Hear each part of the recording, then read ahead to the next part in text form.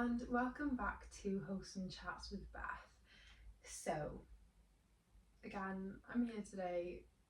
Time is of the essence. I don't have much of it.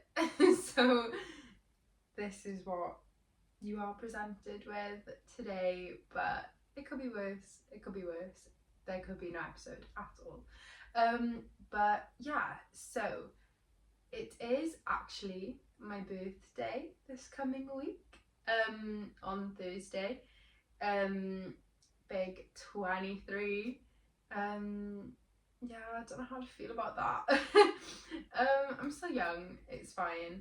But yeah, I love that trend of people do their ages, like 20 lessons before I turn 20. And so yeah, today I'm going to do 23 lessons I learned before turning 23.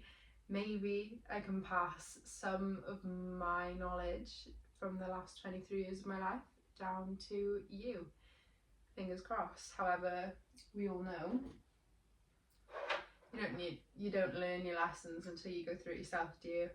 But yeah, just to let you know, my dog is on the bottom of the bed. You can't see him in the video, but he is there. You might hear him.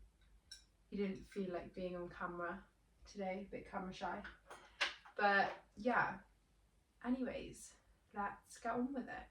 So 23 lessons I learned before turning 23.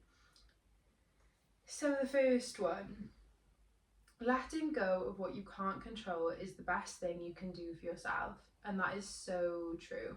There he is. Well,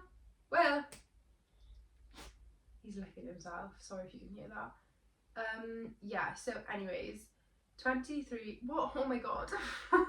Sorry guys. Letting go of what you can't control is the best thing you can do for yourself.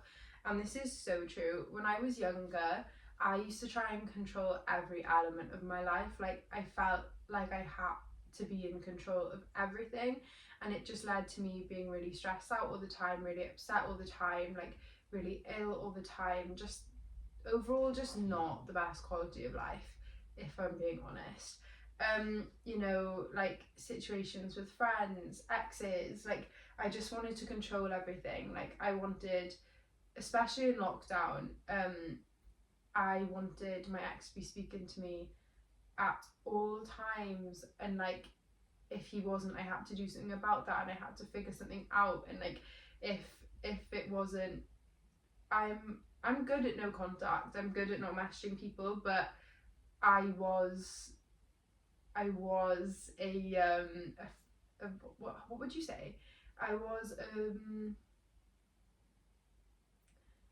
wasn't shy of the manifestation. So you guarantee I was 369 in that shit until he came back. Every time. But yeah, letting go of what you can't control is a really key step to beginning to feel at peace with life. Like I feel like if you don't let things go, how are they ever meant to come back to you, or how is anything new meant to come in to replace it? Do you know what I mean? Like if you're just there and you're clinging on to any seed of hope, or like you're constantly just rerunning your relationships that are over in your head, or constantly wishing that they were coming back to you, and that like you're not good on your own, you're just going to be stressed out all the time, because you can't go to that person and say like, you have to speak to me, you actually have to speak to me. It's never going to work. That's not going to work. And it's the same with circumstances. If you can't change the circumstances, you need to let that go. Like I remember when I was living away from home last year, and I didn't want to be there anymore. I couldn't change those circumstances straight away. I didn't know how to. I wanted to try and handle the situation first.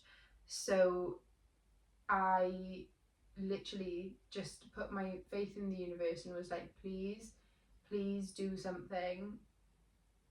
please make some situation pop up where I have to move home. Like, please, I need this. And within about 3 months, a situation came up. I had to move home.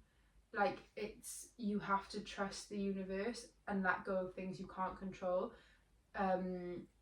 Because otherwise you're just going to be stressed all the time. Blood is not thicker than water. And this is so true. I hate that saying. If you can't choose your family, and that is a very, very hard part of life if you are not lucky, is that you can't choose your family. Because if they treat you like shit, when you're young, you are just taught that you have to endure that, and then that shows in your later relationships. You see him? That shows in your later relationships, because that's what you've had to endure, that's what you think is normal, so that is what is going to be normal in your future relationships, and you're going to end up with narcissists and people that aren't all that good for you.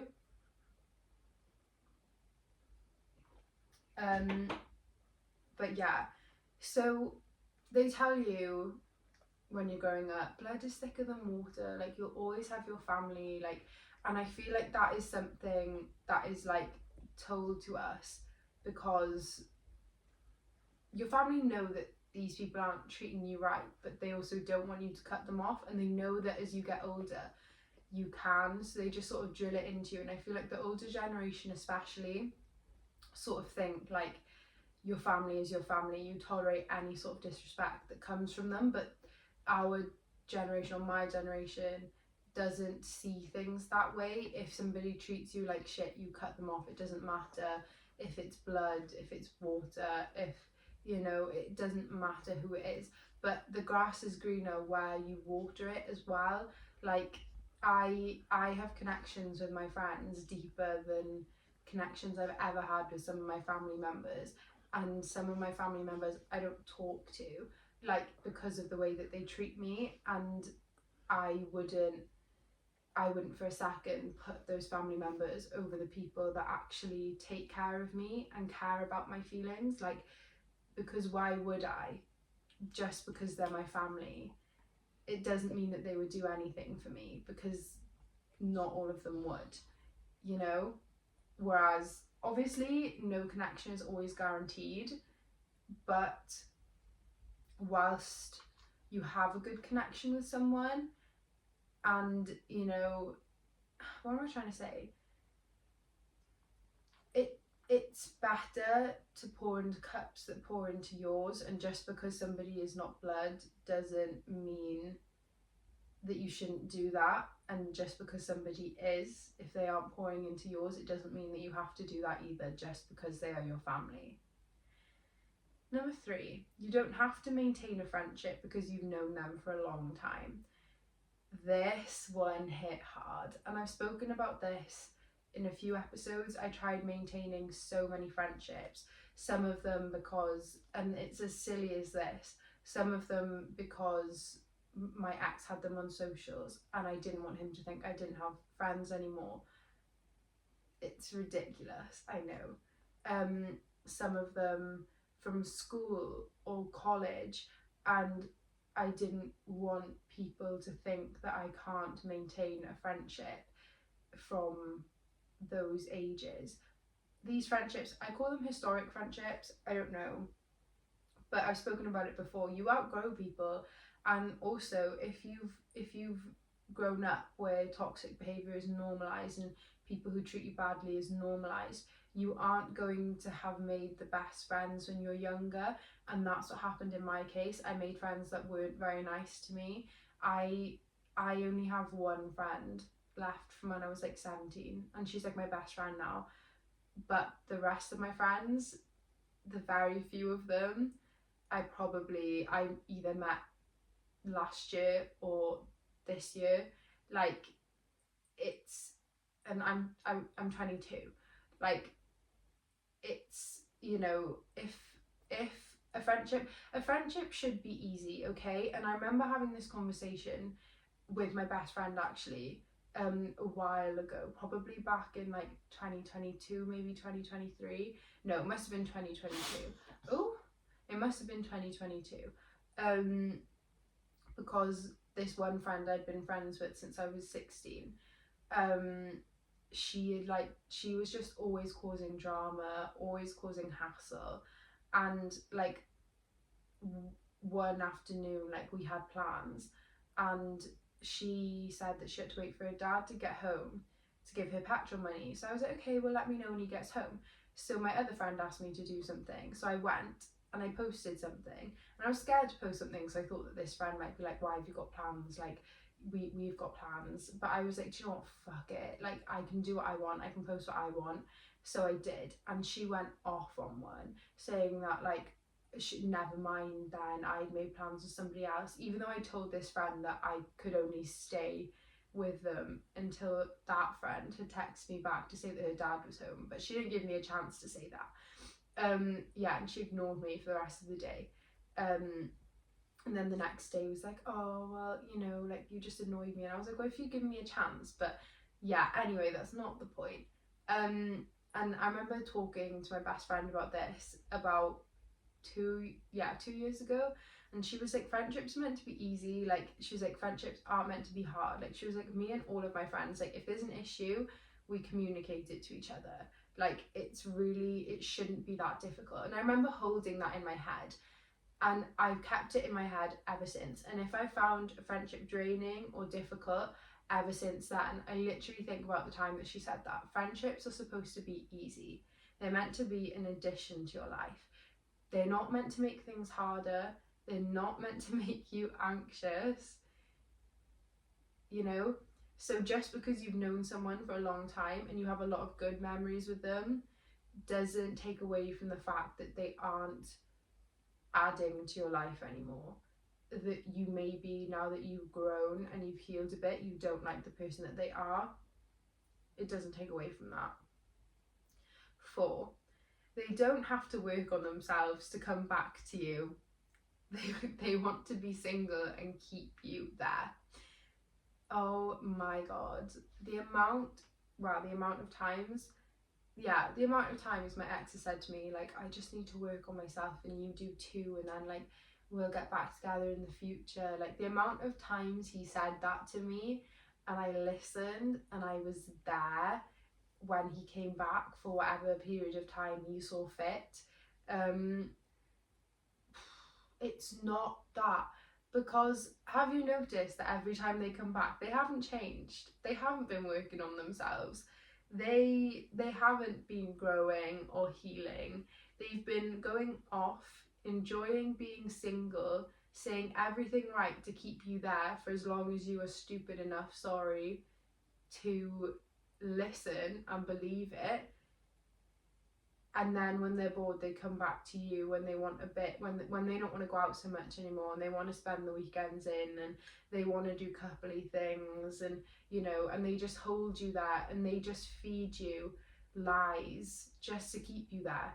And they know that even, you know, when they go through those phases where they don't really want to talk to you, the love of your life wouldn't do that. Remember, my husband would never mindset, okay? That is what you need to remember. My husband would never treat me this way. He would never break up with me and keep coming back. He probably wouldn't need to work on himself because I would meet him at his best, you know, and then we just go from there. You know, but yeah, so remember that one. They don't have to work on themselves to come back together. They just want to be single and have you on the side, okay? Peace off. 5, not everyone is like you. Stop expecting them to be. And this goes for a few different ways that I mean. So the first way in which I mean this is for ages, especially in my breakup, I was expecting that he was feeling the same way as me, that he was missing me just as much as I missed him, that he was respecting me just as I just as much as I was respecting him. You know, that he wasn't talking to anyone, that he was heartbroken, that he was working on himself so that we could get back together, you know. And when he did things that hurt me, I was shocked, because I assumed that everyone was like me. I assumed that everyone was as kind as I am, was as empathetic as I am, cared about people. Well, that's empathy, isn't it? But I always thought everyone has the traits that I do. Everyone is like me. And it takes away from the fact of like, yes, actually you are special. Like, no, actually not everyone is like you. But yeah, and it hurt every time, because I was like, I would never do this. And this goes for anyone, like not even just my ex, like anyone that has ever hurt me. And I would be like, I wouldn't do this. Like, I wouldn't do this to someone. And this even goes for like, do you know, like if a boy is texting me and he's like, oh yeah, like my last relationship was like 2 months ago. I remember the last boy I was seeing, he was like, oh, he was like, I've been single like just under a year. And in my head, I was like, oh my God, like obviously I didn't know the situation, but I was like, oh my God, like I was still pining over my ex a year later. I was still healing from that situation. I know all relationships are different and some breakups are amicable, and you know, not every breakup is like mine. But I was like, I can't I I don't know. I can't see boys that haven't been single long, because I'm like, I'm not building a foundation on someone else's hurt. And that's not to say like, I know that's like impossible, everyone has exes and this and that, but like I don't want to build a foundation on the hurt of another girl, because I would be heartbroken if someone did that to me. And even in those instances, I forget that not everyone is like me, and some people would do that, and some people do listen to the boys when they say that their exes are crazy. But yeah, what I'm trying to say is stop expecting you from other people, because not everyone is you. This even goes for your friends sometimes. Like, you really do need to understand where you stand with other people, because even some of your friends wouldn't do for you what you would do for them. And this is why I have such a small circle, because I was sick and tired of getting hurt and pulling out all of the stops. Like, one of my old friends, like I remember like pulling out the stops for her birthday, and like she couldn't even book anything for me. Like, she didn't even have to pay. Like, do you know, like it's, yeah, it's hard. But yeah, so in order to avoid getting hurt, it really, the realization of not everyone is like you really does help. Another way I mean this is, like, say your ex is seeing someone new, and you're like, oh God, like they're probably so happy together, like she's probably so loyal to him, like she's this, she's that, like they're doing what we used to do, like they're doing this together. She is not you. And I'm not saying that in the way of she's not you. Like, even if this goes with like an old friend is like got a new best friend, and for some people that hurts. For me, I don't particularly care about things like that, because my old friends are out of my life for a reason. And the same goes for my exes, but it's harder when there's like feelings involved, if that makes sense. I find it a lot easier to cut friends off and not feel any sort of like guilt towards it, because there's a reason there. But I find it a lot harder in romantic relationships. But what I mean is, this person isn't you. Like, again, not everyone is like you. Like, yes, you may be loyal, and yes, you may be kind, and yes, you may have done those things together, but a lot of the time those things were because of you. This person may not be loyal, they may not be kind, you don't know this person probably, and even if they are, it doesn't matter. But you just need to stop assuming that everyone is like you. Like, no, they're not going to have the exact same experience, because the person that they have a friendship with or a relationship with now is not you. So it's not, you know, it's not going to be the same experience, therefore, you know, does that make sense? 6, people will hurt you and not care or feel bad. You have to make peace with that. This took me a long time to come to terms with. People, it's as simple as that. People will hurt you and they won't care. They won't feel guilty, and they probably won't until a lot later in life, if ever. You know, not everyone, again, is like me where they feel guilty for literally the smallest thing. Like, the smallest thing. You know, not everyone is like that. And it hurts like hell, especially when it's somebody that you once loved or somebody that you once like had a really good friendship with. You know, it hurts really badly, but you just have to accept, oh, that's the type of person they are. Mourn who you thought they were, then learn. Don't make up people in your head that don't exist. Accept people for what they show you, and hopefully you won't go through that issue again. But as much as it hurts, it won't hurt as much in the future then. You know, like, it really killed me that my ex probably, when I came to the realisation, he probably didn't care how much he hurt me. Same goes for some of my old best friends. They probably don't care. They probably don't even admit to themselves how they've treated me, or, you know, the horrible things that they've said. They don't care. But then, the last person I was seeing, he hurt me and he didn't care. And I could come to terms with that better because I took who I saw in front of me, you know, and it didn't hurt so badly because I there's nothing more painful than coming to that realisation that people can actually not care about you. That's a tough one. It's a tough one. But once you come to it, it's not so hard anymore when it happens with different people. 7, feeling bored at peace is better than an emotional roller coaster. And this is so true.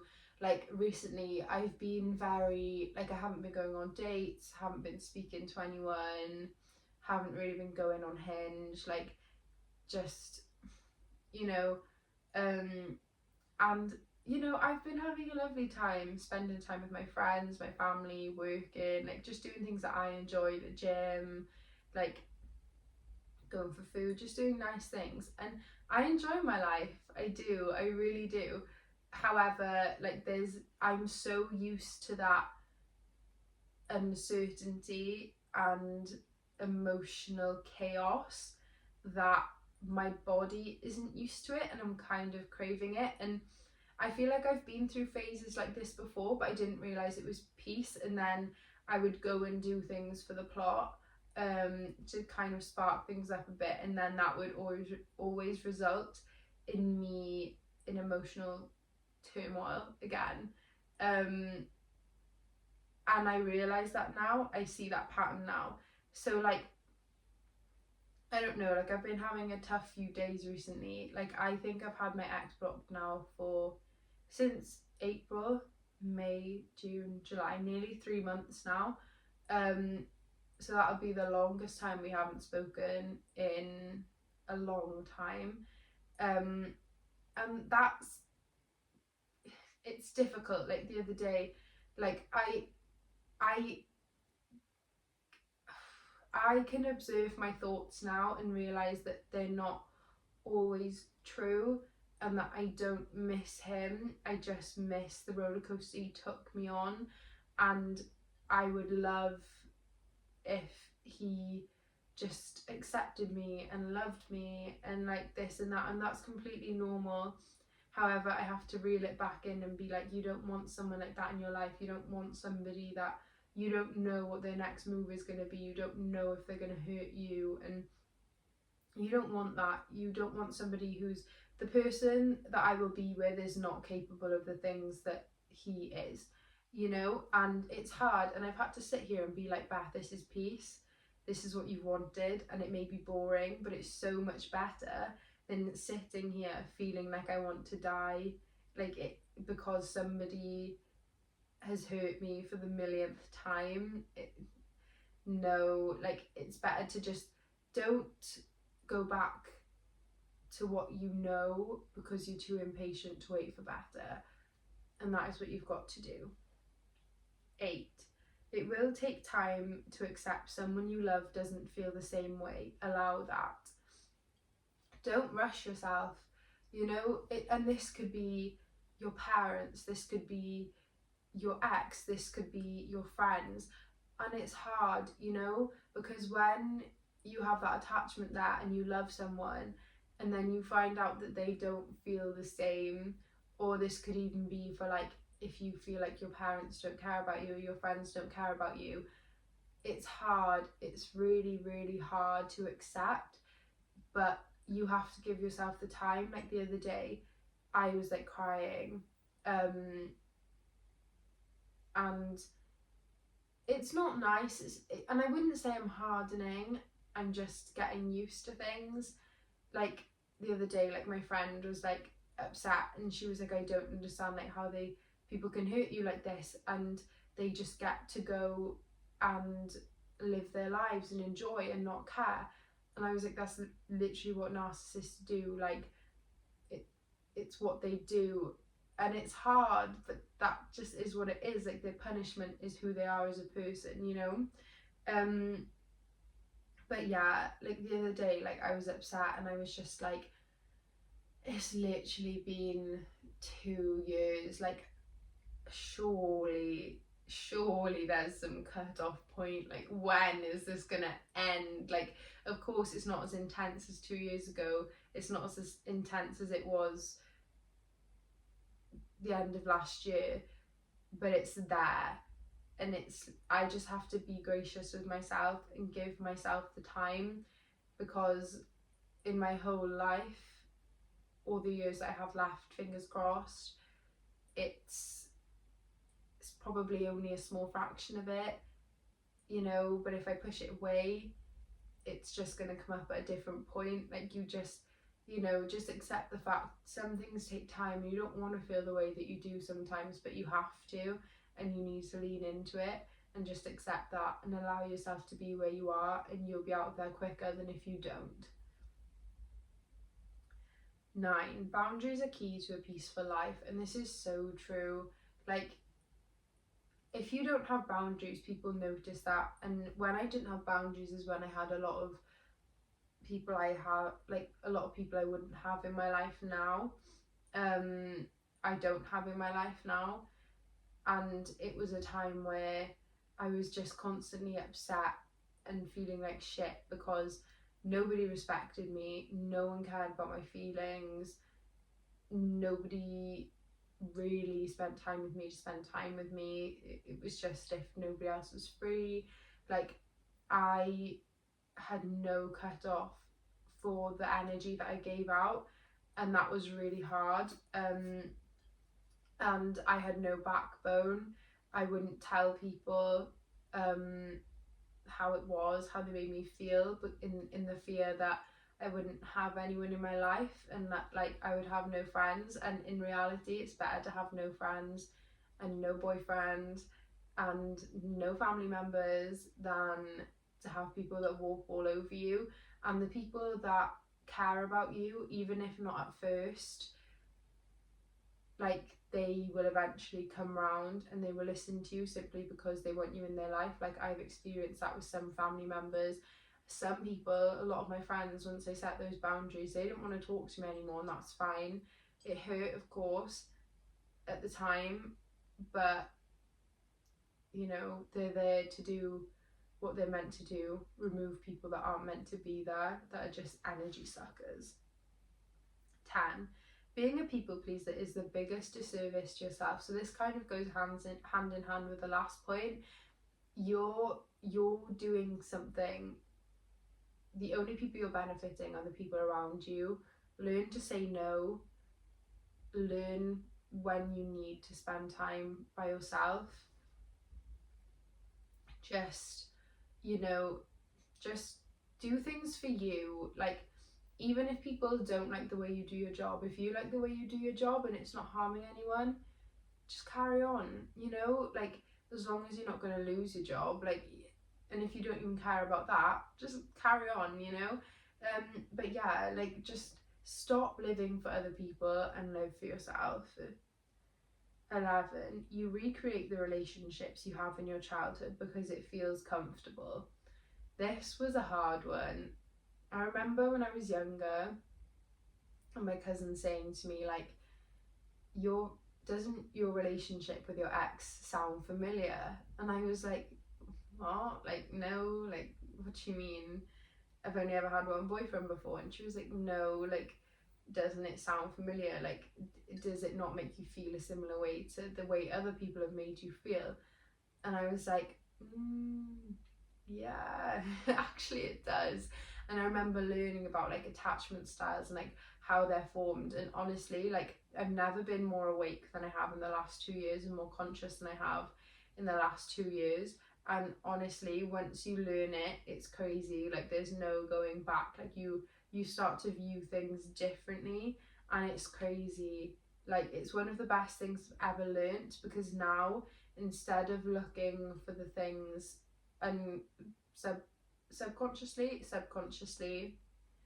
that I'm used to and comfortable with, I try and consciously look for the things that may make me uncomfortable but I'm not used to, because that's kind of what I need, is what I'm not used to, because that is all of the kindness and the love and 12, being in the present moment is the best thing you can do for yourself. This is so true. Like, honestly, I didn't used to get it. Like, I used to read The Mountain Is You, being one of them, books, and they would talk in a way about being present, and I didn't understand what they meant until I read The Power of Now. And like, I feel like for a while, like, the universe was just trying to like call me to be present, because it's all my TikTok was. It's all my friends, well, some of my friends were on about. I read the book. I'd had it for years, but it just really like jumped out at me on the shelf one day, and I was like, do you know what, I really want to read that. And I read it, and now I feel like there's no going back. Like, honestly, like, being in the present moment just solves all of your problems. And I want to do an episode on this. Like, literally, like, your thoughts don't mean a thing. Time isn't real. Like, it's crazy, but it's the best thing you can do for yourself. Like, obviously, when there's emotions there, you need to feel them. And if you don't like the present moment, it is what it is. I'm not going to be here forever. But being in the present moment takes away all the worry and the fear and the depression and the reminiscing.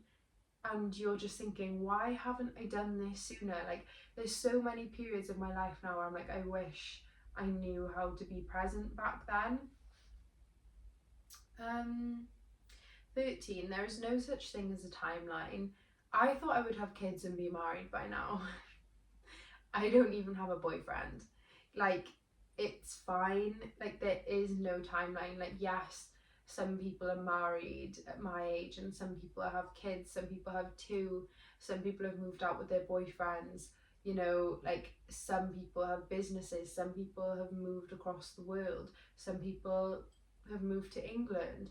Like, it's completely fine. Like, some people have proper careers, some people are still in uni, some people are working in shops. All of that is fine. There's literally no timeline for your life. Like, I thought I would have my own house by now, and it's just unrealistic. And I feel like the standards being set by the previous generations, when things were a lot cheaper and things were probably a bit easier at some points, and like, this standard's been set for us, and everyone's saying like, oh, like, you have to have kids by this age, and like, you need to be married first, and you need to have known that person for at least 5 years before you marry them. And no, like, no, things are a lot different these days. People are a lot different these days. And like, my nan says it all the time, like, when I tell her like situations I have with people, and she's like, honestly, like, I swear people weren't like this when I was younger, like when I was your age. And it's like, really, like,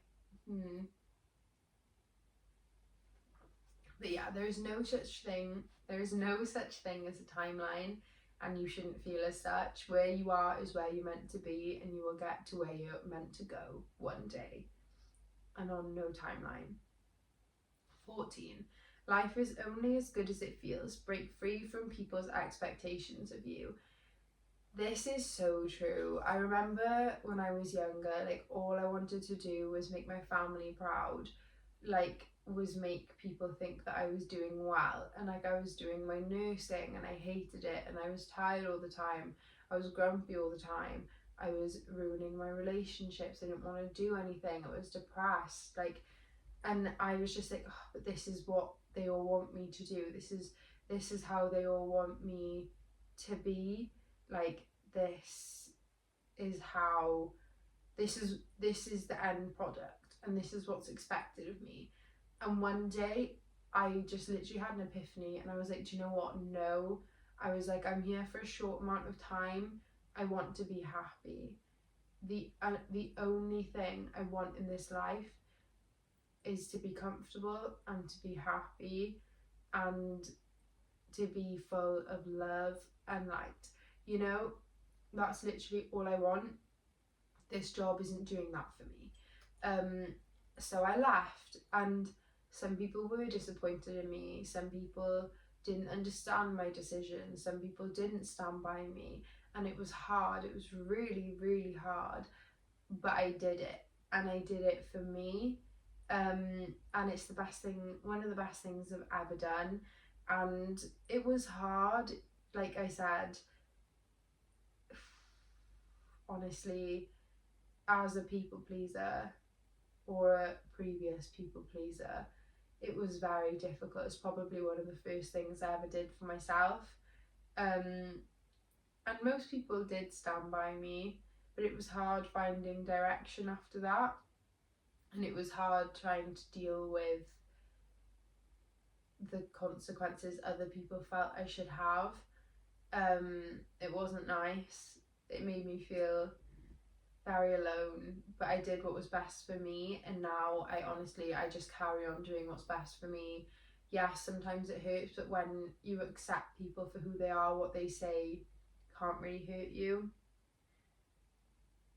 15. If you glow on the inside, you'll glow on the outside. This is so true. I look back at pictures from my lowest points, and like, do you know when people are like, oh, when you look back on pictures, why do I always look the best when I feel my worst? And I feel like that's right in the sense of like being skinny and like, you know, like breakup skinny. I wouldn't want that anymore, to be honest, now that I do the gym and things. But sometimes I do look back on pictures and I'm like, wow, like that girl was pretty, but like she looks like me now, you know, she literally looks like me now. But then there's other times I look back, and you know, like one of the lowest points in my life, probably 2021. Oh my god, I was dull. I had so many spots. I was overweight, like I didn't enjoy doing anything. I was so depressed, like, and you could really tell. And then I look back at pictures of, like, compare it to pictures of me now, and like you know, you can tell I love myself more now. I didn't really have a relationship with myself before. And yeah, if you glow on the inside, you'll glow on the outside. Exactly what I said. 16. The biggest disservice you'll do for yourself is caring what others think. And this is so true. Again, this is kind of like breaking free from like the shackles of like what's expected of you. And I feel like this is a big one for like social media and things. Like if you care too much what other people think, obviously if you don't want to post, it doesn't matter, but you just won't do anything. You'll be consumed by fear. Like, just do the things that you want, because no one is paying that much attention to you, not half as much attention as you think they are. Just do the things that you want, because you'll regret it if you don't, you know? It really doesn't matter. Everybody is in their own heads thinking about themselves way too much to think about what you're doing. So just think of it like that. 17. That breakup was the best thing that could have happened for you. Yes. And this goes for friendship breakups, relationship breakups, every single type of breakup I've ever had, especially the one with my ex. Like, I should hate him, but I don't. I'm so grateful for him. Like, if it wasn't for him, I wouldn't be where I am now. And that's not me giving him the credit. It's, I did it all. I did all of this myself. However, he was the catalyst. And, you know, it's the same. Every single friendship breakup I've had since, or, you know, situationship, like, each of them has been like, that was the main catalyst for me waking up, but each of them have been mini catalysts that have pushed me further and further and further. And I honestly, like, the amount I've changed and grown in the last 2 years since my breakup, I would have never thought that I would have seen it as a blessing at first, to be honest. But yeah, if you're going through it, if you feel like you've just lost somebody that's so important in your life, I promise you they'll either come back or it's not that much of a loss. You know, it's really not. And it will push you. You know, somebody's got to be the hot ex. Somebody has got to do it. And, you know, it's got to be you. It's got to be me. You know, not even in the sense of like just looks, everything about you, you know. But yeah, it may not feel like the best thing now, but I promise you in the future you'll feel like it was, and you'll be like, I wouldn't even be here if it was for that. My life would be rubbish compared to what it is now if that hadn't have happened. And if you go through a breakup again, the same thing. You just got to remind yourself, one day this will be the best thing that ever happened to me, and I'll be so thankful that this person did that for me. 18, you don't have to have loads of friends. Again, this kind of links in with what I said earlier about maintaining friendship. I used to think I had to have so many friends, and I genuinely chose quantity over quality. And now that I realise I don't have to do that, like, I have very few friends, but the quality of my relationships is so much better than they used to be. Like, I used to think for sure I had to have so many friends, and like on my birthday I would get really paranoid about how many people would post for me, and like people would think I had no friends, that no one really liked me. What does it even matter if people think that? Like, we're not 16 anymore. It doesn't matter who posts for you on your birthday, you know. It's just silly, childish, petty stuff. You know, like, there's just no need for it. Like, if you have friends that make you feel like shit, which I have so often had, just to maintain the quantity of your friends, you should really think of it like, no, actually, I'm going to cut these people off or limit my interaction with them, because something better will come in its place, or I can nourish the people that do make me feel good and do pour into my cup, and those relationships will become better, and maybe we'll spend more time together, and then it won't matter that I don't have loads of friends, you know. 19, nothing is forever. And this is a good one. Nothing is forever. So be in the moment when it's good, and when it's bad, remember that this won't last forever. That's literally it. Again, it's just being present, isn't it? 20, love your body. Everything it does is for you. Honestly, ever since, I mean, it's hard. Some days I don't like my body, and some days it's hard to love myself, and everyone has those days where they have bad body image and they don't want to go anywhere, and like, you know, but just remember, everything your body does is for you. Every single process that goes on inside it is for you. Everything it's ever recovered from is for you. Like, you know, I think this, especially, you know, after my abortion, my body went through that. My body did that. Like, the gym, my body does that for me. Like, you know, I've broken my leg twice.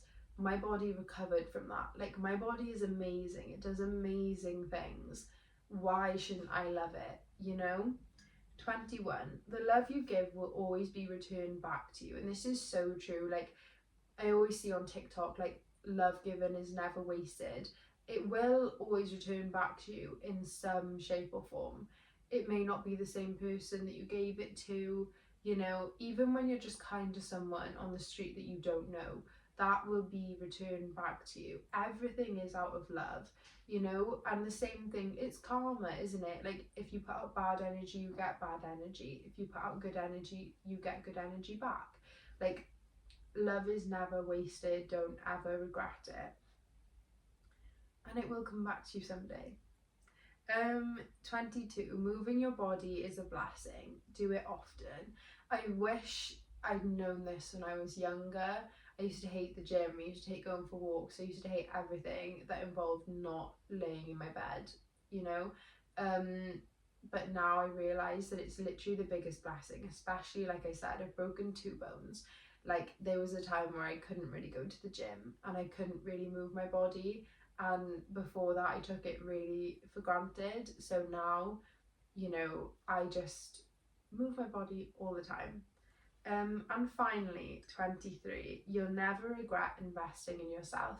This is so true. Like, any money you spend on investing in yourself, you will not regret. Like, I had to pay my tuition fee for my last course because I spent all my funding on my nursing, which obviously I felt wasn't for me in the end. And yes, it was a lot, but that was investing in me and my future. And I got a gym coach for a while and a nutrition coach who I've literally just finished with yesterday. And I spent a lot of money on that. I've been with her for a year now. And I've spent a lot of money on that, but I invested in myself. I made myself better. Like, you know, books, investing in myself, investing in my knowledge. Like, you will never regret investing in yourself. So if you're going to invest in anything, that is what you should do, and you will never regret it, because it is just leveling you up just that little bit higher. But yeah, that's all my lessons. Those are my 23 lessons I learned before turning 23. So I hope they helped you. I hope they help you head in the right direction. But yeah, thanks for listening, guys, and I'll see you soon. Love you lots. Bye.